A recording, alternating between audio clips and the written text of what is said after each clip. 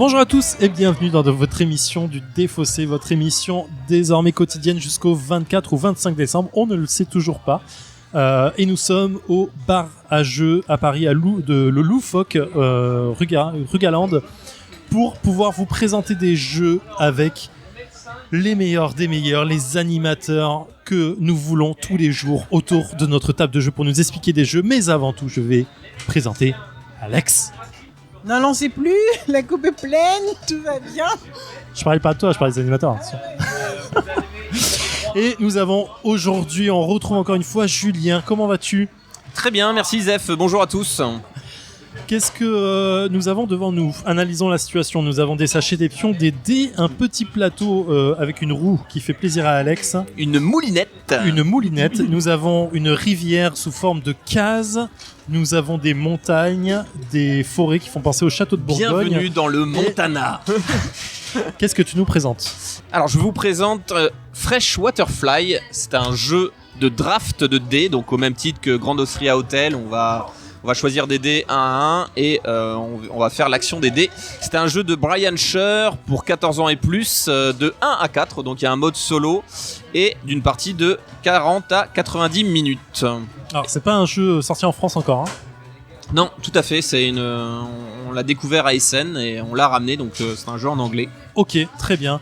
J'ai l'impression qu'on va devoir pêcher. Qu'est-ce que t'en penses ? Alors, on va jouer à la pêche, effectivement, la pêche à la mouche.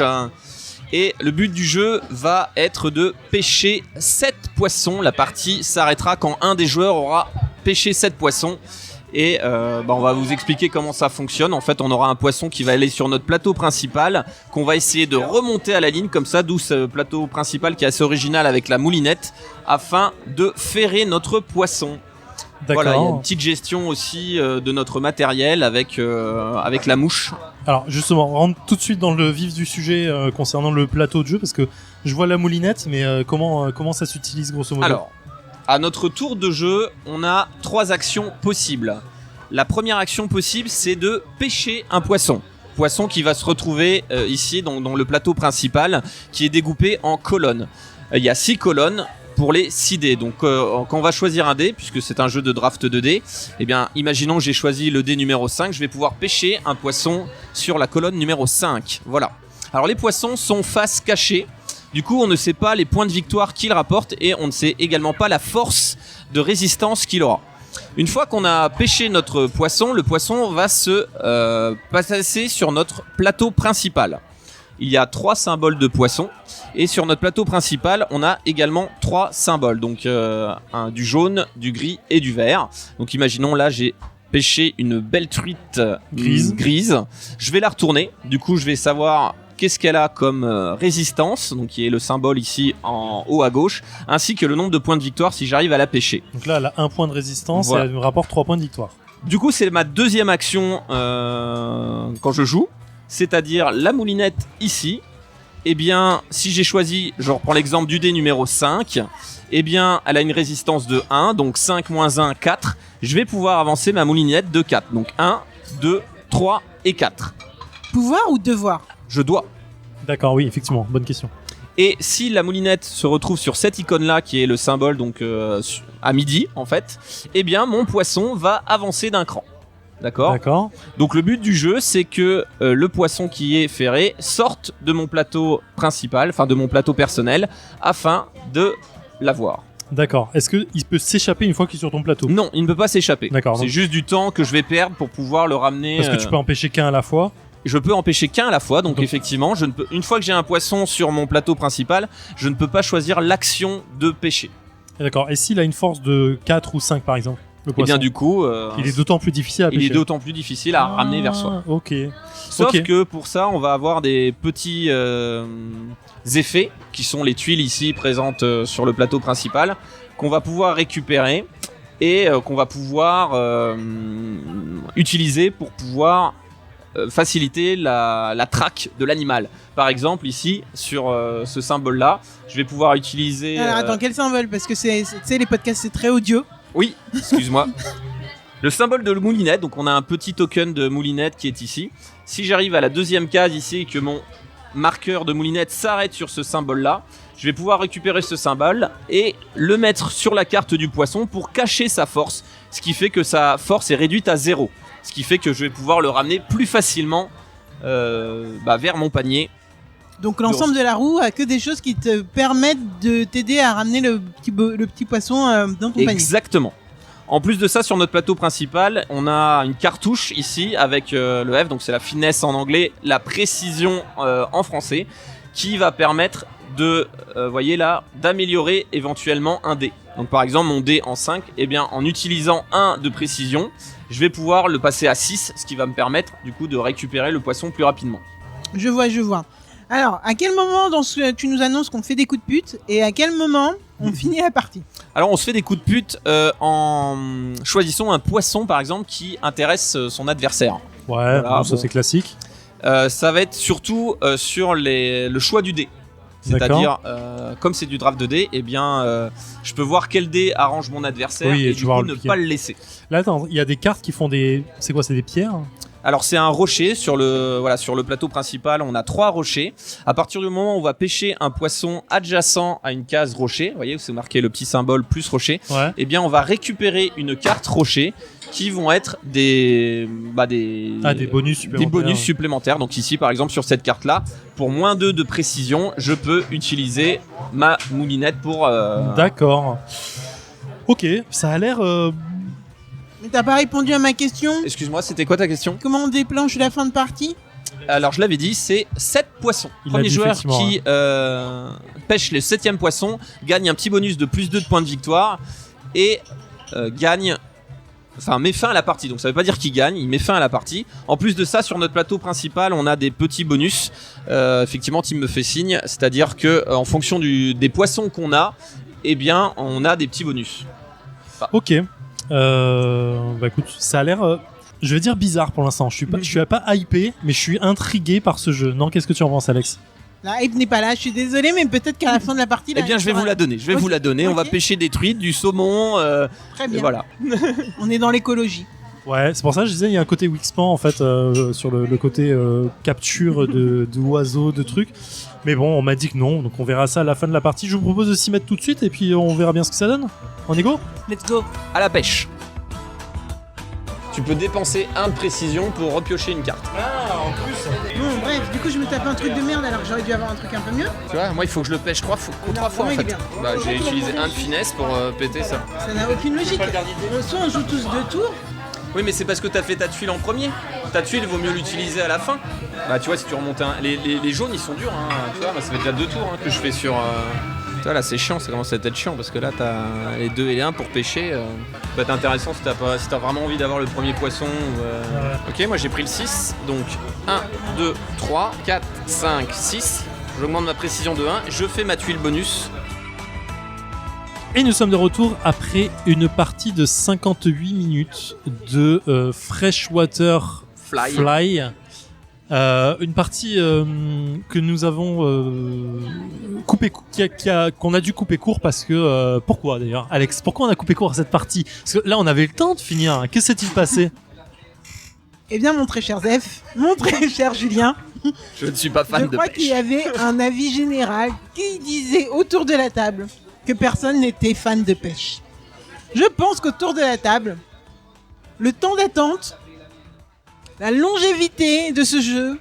Enfin non, il y avait plein de trucs qui allaient pas. Alors on va le dire, là on en rigole, parce que vaut mieux en rigoler. Pas assez dynamique, ouais. Mais il y a un vrai problème de dynamisme. Le but étant de finir la partie quand une personne arrive à 7 pêches. Mais en fait, même je me dis, dans la vérité, dans la vraie vie, 7 poissons à pêcher, ça doit être super long en vrai. Des fois, ça peut prendre des jours. Hein. Ça doit être super chiant. Et c'est un peu ce qui s'est passé là. En gros, la mécanique du jeu est super longue. À partir du moment où on a les poissons qui donnent le plus de points sont extrêmement longs à pêcher parce qu'ils se laissent pas tirer, etc. Donc ça rallonge le temps. Et puis à chaque fois, il y a un setup à faire qui est un peu chiant si on n'a pas la bonne ligne, si on n'a pas les bons poissons sur le plateau, si on n'a pas les bonnes couleurs. C'est fastidieux. On va le dire honnêtement, c'est fastidieux. Je crois qu'on s'est arrêté avec tout le monde qui avait 3 à 4 poissons. et c'était bien assez long. On n'a même pas compté les points. Je crois que c'est vraiment une première dans le défaussé où on se prend même pas la tête à compter les points. Donc on est un peu désolé pour vous, chers auditeurs. Ça se trouve vous allez aimer même ce jeu, mais pour nous, le but d'un jeu de société, je pense que tout le monde va être d'accord, c'est de prendre du plaisir vraiment en le faisant, ou alors qu'il soit assez court pour que le déplaisir ne dure pas trop longtemps. Là, il y avait rien de tout ça. Et je pense qu'il est en bonne position dans le flop de ce calendrier. Même si ce n'est pas de l'année, Zéphiriel me dit. Même si c'est pas du tout la faute de Julien, parce que peut-être que tu trouvais là encore encore une fois, les règles composants, le matériel. Non, c'était vraiment. Encore, c'est des jeux que je ne connais pas, mais je m'attire vite au matériel de jeu. Et je trouvais que par le matériel qu'on avait, la moulinette là, du plateau personnel donnait envie. Et j'avais envie de découvrir ce jeu et cette mécanique qui était vraiment, encore une fois, jolie. Et ouais, encore une fois, c'est une déception parce que c'est trop long, c'est beaucoup trop long. Alors, c'est comme tu l'as dit, c'est fastidieux et c'est dommage. C'est vraiment dommage. Cher auditeur de VHS, si vous connaissez Comics Outcast et Grégo, il nous a fait une Grégo. Il a choisi sur le matos et on est dans la merde. Je me suis fait eu. Donc voilà, Zéphiriel, c'était quoi ton avis sur le jeu ? Je vais pas faire une redite sur ce que vous avez dit. Hein. Je vais prendre notre propre défense parce qu'on était 4 à jouer à ce jeu. 58 minutes après début de partie du jeu. Début de partie, donc sans compter les explications qui ont été quand même assez longues. Exact. On est 4 à se dire bon, on va arrêter. Hein. Et personne n'a dit non, c'est bien, on va continuer. On a juste dit non, on va arrêter. Tout le monde dit ouais, d'accord. Je crois qu'on a à peine fini la dernière manche. Maintenant, je vais essayer de prendre la position inverse et prendre la défense du jeu quand même pour essayer d'avoir un côté positif à dire. Si ce jeu est une simulation pêche, il représente complètement cette simulation, mais c'est le cas, hein, c'est-à-dire que on a vraiment l'impression de pêcher, de faire la moulinette pour essayer de remonter le poisson, de se battre contre lui, de devoir choisir une stratégie de fond pour essayer de faire des points. Donc il y a plein de choses à faire. Pêcher le poisson de base est quand même assez aléatoire, même s'il y a beaucoup de choses pour contrôler l'aléatoire, parce qu'il y a 4 cartes qu'on va demander aux joueurs avant nous de piocher pour savoir si on arrive à attraper un poisson. Sur ces 4 cartes, il y en a 3 qui sont vides et une qui nous permet de piocher. Bon, il y a un système de dérive, donc on pioche une carte, on dérive une fois, on pioche 2 cartes, donc on a quand même une bonne chance d'attraper le poisson. Bien que tout le monde autour de cette table n'ait pas eu cette chance 2 fois de suite, n'est-ce pas Alex ? Et ensuite, il y a quand même cette notion de bonus qu'on va avoir à chaque fois qu'on pêche. Des cartes bonus qui vont nous permettre d'avoir de meilleures stats ou de pouvoir contrôler encore ce hasard. Donc en soi, le jeu mécaniquement il est pas nul, il est même très bon, je dirais. Il y a des bonnes idées. Ouais. Il y a de très bonnes idées, il y a une bonne représentativité de ce que c'est la pêche. Il manque énormément d'interactions, il manque énormément d'un truc qui s'appelle le fun. Donc c'est ce qui fait que c'est moins c'est pas ma cam. Vraiment, c'est pas ma cam du tout. Pour moi, c'est vraiment le jeu que je vais vite oublier une fois qu'on aura passé à autre chose. Hein. Je suis désolé, mais est-ce qu'on peut faire un retour quand même sur les auteurs pour dire que c'est Brian Sure. Freshwater Fly. Donc un jeu de 1 à 4 joueurs pour des parties d'environ 2 heures, entre 1 et 2 heures. Donc oui, ouais, ça, en fait le 2 heures je le comprends, hein, d'un coup c'est assez violent. Ouais, ça... Alors, le mode solo est peut-être bien. Peut-être que le mode solo est peut-être marrant, je sais pas. Du coup on va demander à Zéphiriel de l'essayer pour demain et il nous donne son avis sur le mode solo. Ouais, ça me va, moi je veux bien tester en solo, hein, ça me dérangerait pas éventuellement. Mais voilà. Mais c'est dommage, j'ai un truc à faire ce soir. Non, on va arrêter de taunter le jeu, pauvre. Donc voilà, bon, vous avez compris, c'est pas notre coup de cœur de l'année, loin de là. En tout cas, la thématique est respectée. C'est important de le dire. Est complètement respectée et c'est très important. Tu as raison, Julien. Voilà, je pense qu'on va arrêter là. Hein. Et là, je me dis putain, heureusement que la thématique de Wingspan est pas respectée parce que observer des oiseaux pendant des heures et des heures, putain, ce serait encore plus chiant que ce que j'en ai pensé. À couver un œuf. Voilà, bon écoute, on va pas aller plus loin, vous l'aurez compris, c'est pas notre jeu préféré. Si des auditeurs l'ont testé à ASN ou ailleurs et qu'ils ont un avis complètement différent, je serais vraiment curieux d'avoir leurs arguments là-dessus. Et puis voilà. Ma chère Alex, on se retrouve demain, on est bientôt sur la fin là, on doit rester 4 ou 5 jeux à présenter maxi. On sait pas trop, mais on espère que vous serez là jusqu'au bout. Hein. Les jeux qu'on les aime ou qu'on les aime pas, c'est toujours un plaisir quand même un minimum de les tester. D'être en compagnie du staff de Loufoque. En bonne compagnie, on mange bien, on boit bien, et puis on espère que vous vous amusez quand même à nous écouter, même quand on bitch un petit peu. Voilà, c'est bien résumé, sauf si des gens autour de cette table étaient allés jouer avec nous, étaient moins agréables. N'est-ce pas, Tim? Alors, bon allez, on se retrouve demain. Jouez bien, éclatez-vous bien. Ciao.